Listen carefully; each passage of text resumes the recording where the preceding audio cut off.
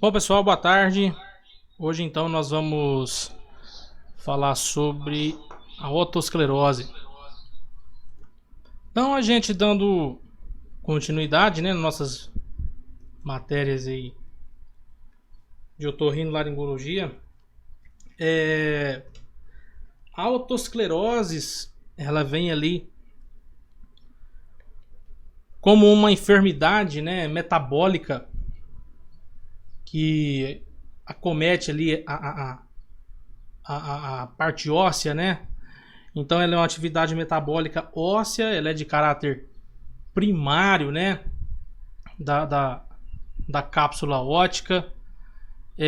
Atinge também ali a cadeia dos ossos ali, dos ossílios do ouvido, né? E nós temos que falar de um padrão de incidência, né? Em quem ocorre mais, em quem ocorre menos. Bom, nós temos aí um processo onde há uma incidência somente de 1% nos indivíduos de raça branca, tá?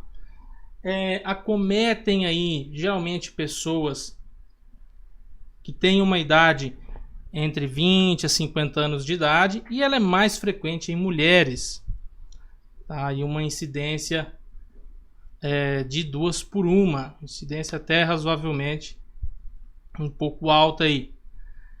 E 50% desses casos cursam, 50% desses indivíduos têm histórico familiar aí em algum parente, algum familiar aí que já teve ou tem otosclerose, né?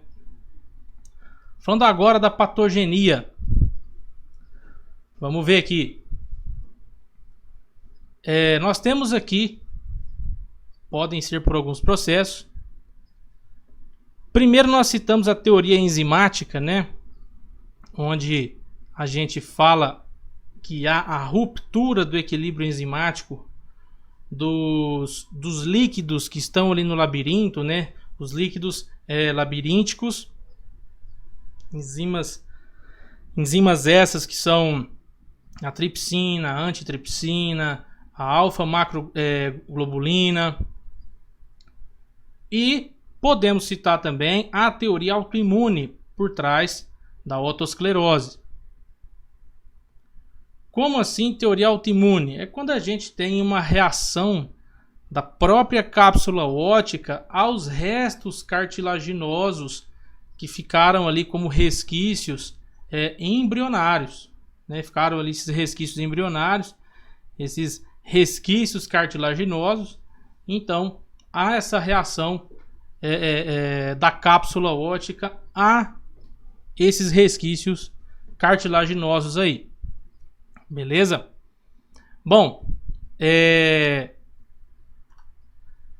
dentro da patologia, né?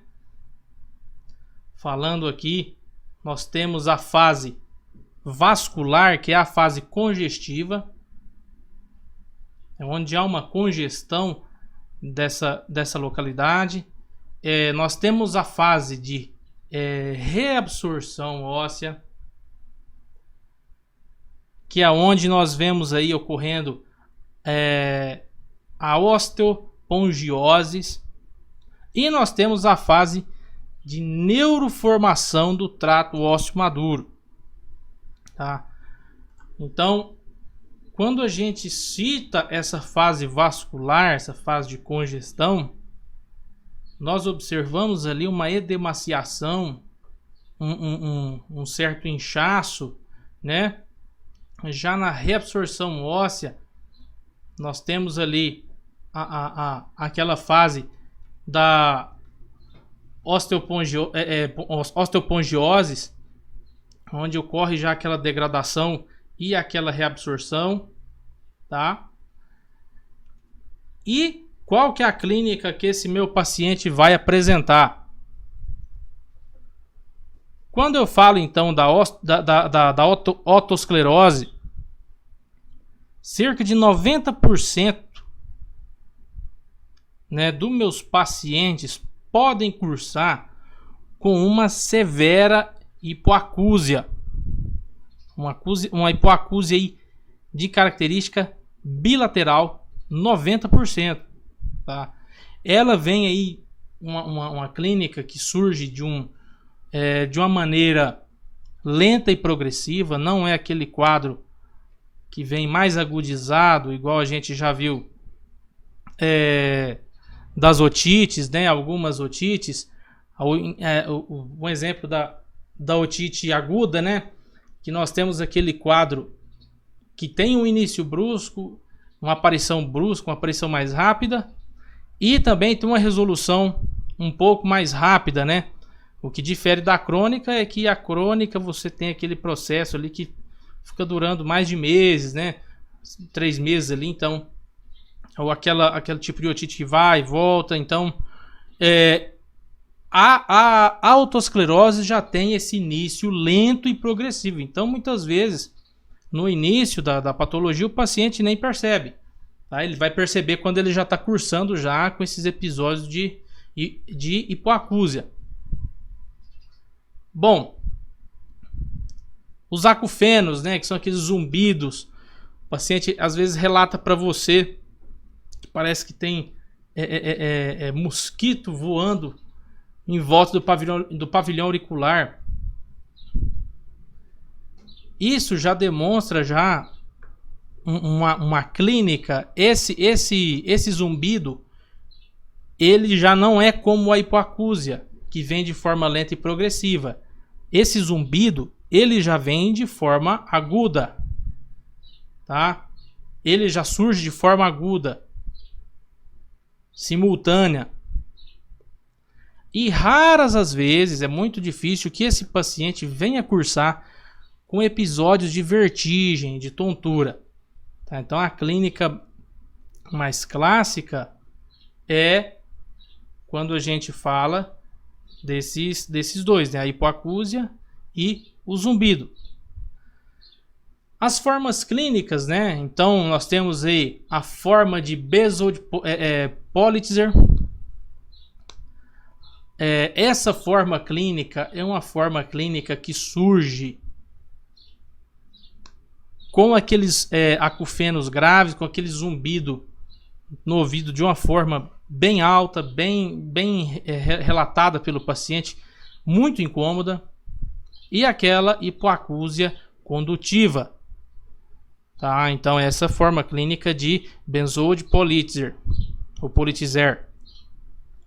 Nós temos a forma clínica mista de Lermois. Essa aqui acomete mais em pacientes jovens, tá? É uma forma mais grave dessa enfermidade. Esses zumbidos tendem a ser agudos também, tá? Episódios agudos. E a Manasse, né? Que é aquela hipoacúsia perceptiva inicial, mas não tem compromisso de via óssea.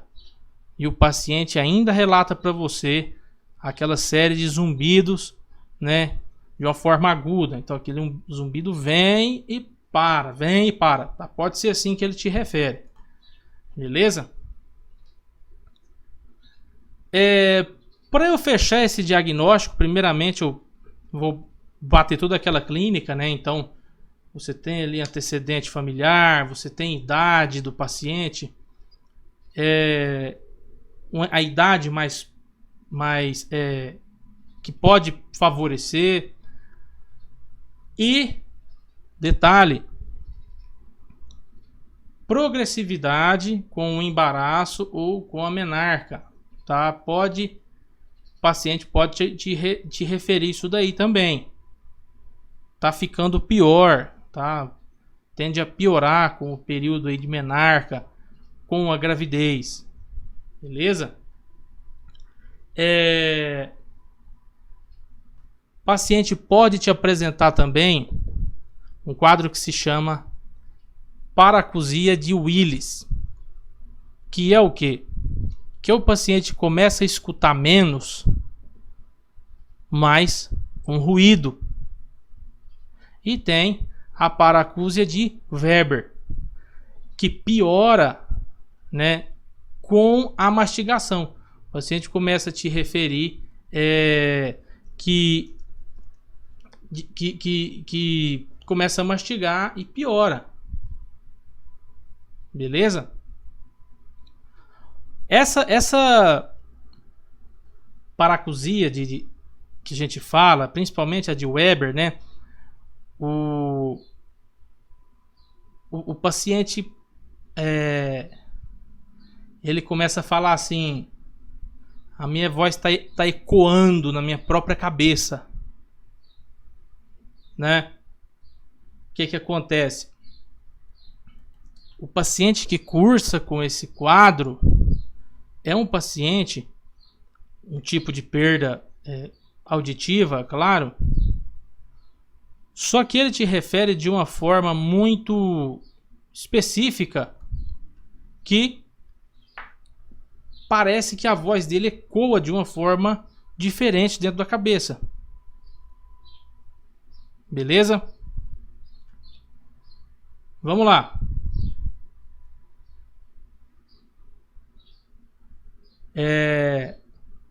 O paciente também, isso pode cursar, o paciente aumentar o volume da voz, ultrapassando os limiares da perda auditiva. Tranquilo? Também são várias definições, ele pode te referir de várias formas, né? Tanto que a terminologia, quando que a gente fala da paracusia, é quando você tem um transtorno da audição. Então, a de Weber, o paciente sente a voz ecoar na própria cabeça, ele tem uma sensação dessa maneira. E a de Willis, ele ouve menos com ruído associado. Bom,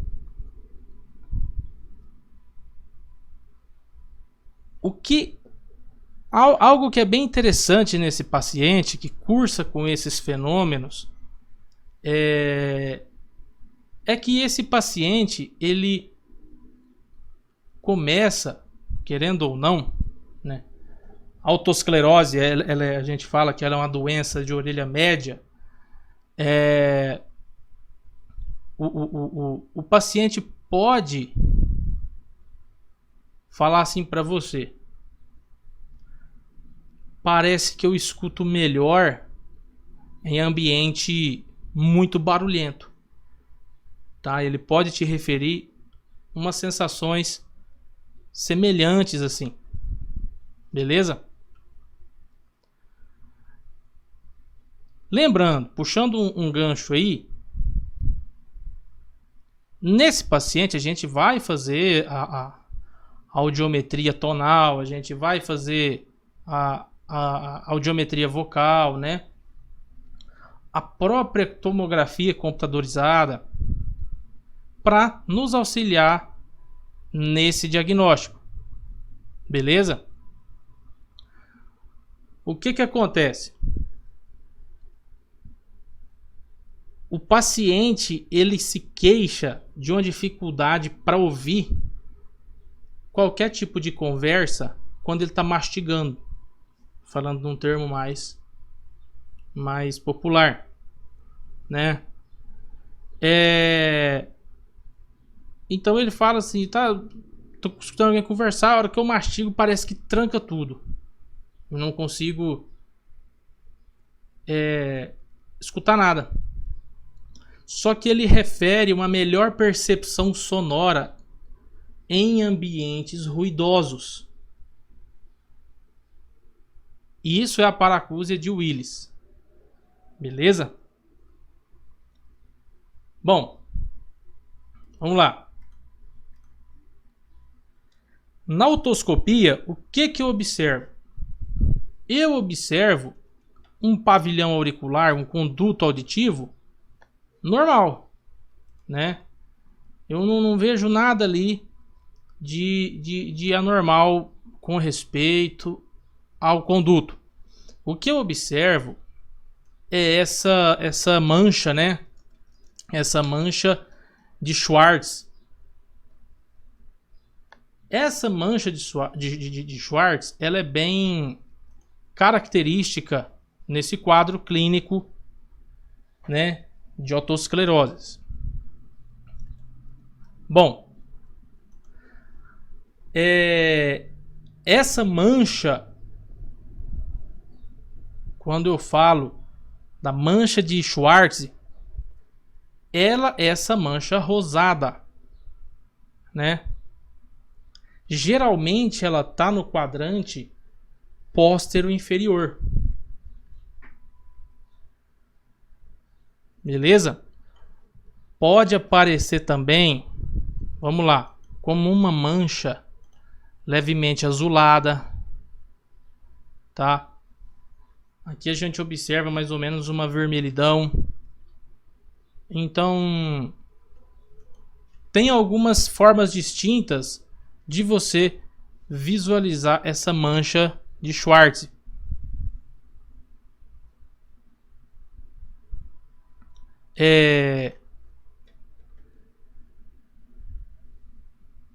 Com respeito ainda ao meu diagnóstico, meu fechamento diagnóstico da otosclerose, eu vou fazer o teste de diapasão, né? Vou traçar a curva audiométrica. Na audiometria, durante a minha audiometria condutiva, eu tenho alteração da mobilidade do estribo. Parece que ao fazer essa audiometria condutiva, eu tenho uma mobilidade alterada do ossinho lá do estribo. Na audiometria mista, eu tenho alteração também do estribo, só que também da cóclea. Já na neurosensorial, eu tenho alteração somente da cóclea. Beleza? Na audiometria sensorial. Essa audiometria sensorial, quando eu faço esse teste, eu busco ali valores de percepção frente a frequências, né? Então, como vocês podem observar aí, eu tenho ali uma tabela que me dá quantidade de decibéis, 0, 20, 0, 10, 20, 30, 40, 50, né? Isso aqui no caso aqui a gente está vendo o teste do diapasão, também utilizado aqui para audiometria, a máquina isolada, né? E o que acontece? Isso aqui eu tenho o número de frequências. Frequência de 250, frequência de 500, a frequência do som usado na audiometria, tá? E a quantidade de decibéis. Opa, o paciente aqui, ó, ele começou a ouvir uma frequência de 1000 Hz em 70 decibéis. Ou seja, eu tive que aumentar essa frequência de, um exemplo, né? A frequência de 1000 não, né? De 3000 aqui para 70 decibéis para o paciente conseguir escutar. Opa, essa frequência de 500 decibéis, de 500 Hz, né? Eu tive que aumentar para 20 decibéis para o paciente conseguir escutar. Dessa forma, mais ou menos, que funciona o teste audiométrico, a audiometria propriamente dita. Existe a logoaudiometria, que mesmo esquema também, só que aqui eu já faço por porcentagem, beleza? Então, quando eu tenho essa curva que ela sobe, sobe, sobe e descende, eu tenho ali alterações que já podem ser alterações cocleares, né? Ou alteração retrococlear, quando essa curva sobe e ela se achata ali em torno de 90, de 100, tá? Então, quando eu tenho essa curva à direita, eu falo de condutivas, né? E quando eu tenho esse recrutamento, que é estabilizar ou ela começar a descer de novo, eu já posso ter alterações ali, desde alterações mistas ou alterações neurosensoriais. Existe a impedanciometria, que é o teste de impedância, onde eu checo ali um limite de complacência nessa enfermidade, né? Então, quando eu tenho uma curva normal, eu tenho uma menor complacência. E o reflexo estapédico, né? Beleza? Então, o reflexo estapédico, né? Ou também, você pode ouvir falar de reflexo estapediano. Quando eu cito esse termo, eu estou falando do quê? Eu tenho ali dentro o músculo estapédio, que está dentro da orelha média. A função dele é proteger a cóclea. Ele protege a cóclea principalmente quando eu tenho um estímulo acústico muito, muito forte, muito intenso, né? O que esse músculo faz para proteger a cóclea? Ele enrijece. Então eu tenho o enrijecimento da cadeia ossicular durante a contração desse músculo, do músculo estapédio. Então esse é o reflexo estapédico ou reflexo estapediano. Beleza? Quando eu tenho esse reflexo negativo, significa que esse músculo não está protegendo a cóclea daquele estímulo muito forte. Então tá ficando exposto ali. Beleza? Então isso me ajuda a fechar o diagnóstico. Um reflexo estapédico, um reflexo estapediano negativo.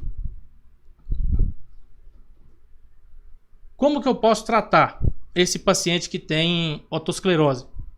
O tratamento médico, ele se implica na inibição de algumas daquelas enzimas, principalmente quando eu falo da tripsina, tá?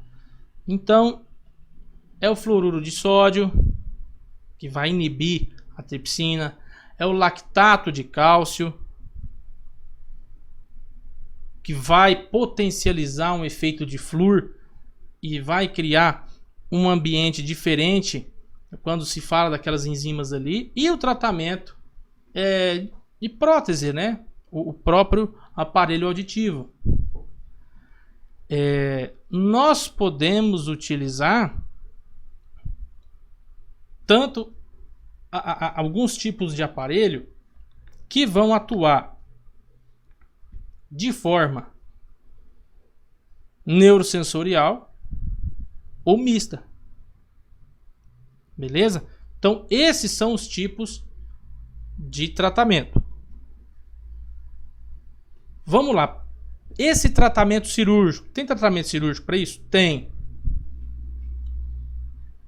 Eu preciso desarticular o estribo do Junk, esses dois ossinhos. Tá? Então, coloca a prótese que conecta com o Junk, né? E vai mover com as microfresas o foco esponjoso. Geralmente eu faço a cirurgia, eu indico a cirurgia para o paciente que não me responde de uma boa forma aquele tratamento farmacológico e o aparelho. Então eu deixo para operar o ouvido pior, tá? Eu deixo para operar o pior ouvido. Beleza? Então, isso até aqui que a gente viu, é o tratamento, é a causa do tratamento de otosclerose. Então, quando você fala de o termo esclerose é aquele endurecimento, né? O enrijecimento de alguma estrutura, de algum tipo de tecido ali. Beleza? Então eu tenho o enrijecimento do conjunto ósseo, né? Devido àquela reabsorção cartilaginosa ali daqueles resquícios embrionários. Resumindo, a grosso modo aí. Beleza, pessoal? O que vai ficar para a gente ver na próxima? Na próxima nós vamos ver a parte de estapedectomia. Beleza? De uma forma maior. A estapedectomia é que fechou aqui.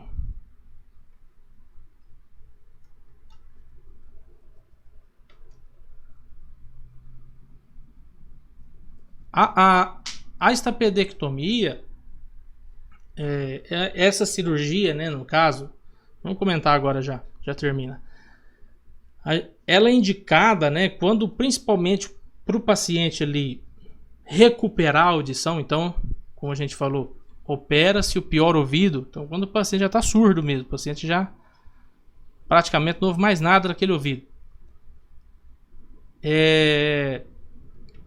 Onde você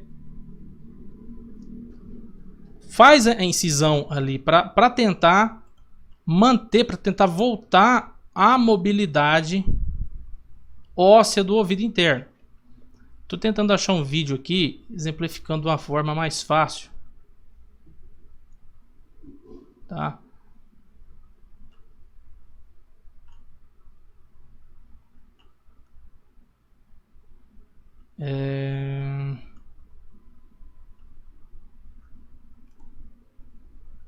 Mas eu acho que eu não vou ter.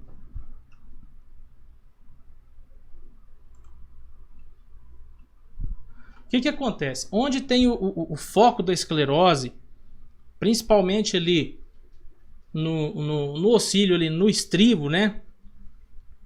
Faz a retirada desse osso do estribo, retira, e aí você vai fixar a prótese, né? Vai fixar a prótese ali ali na platina, né, do estribo. Então faz uma recobertura de platina e a prótese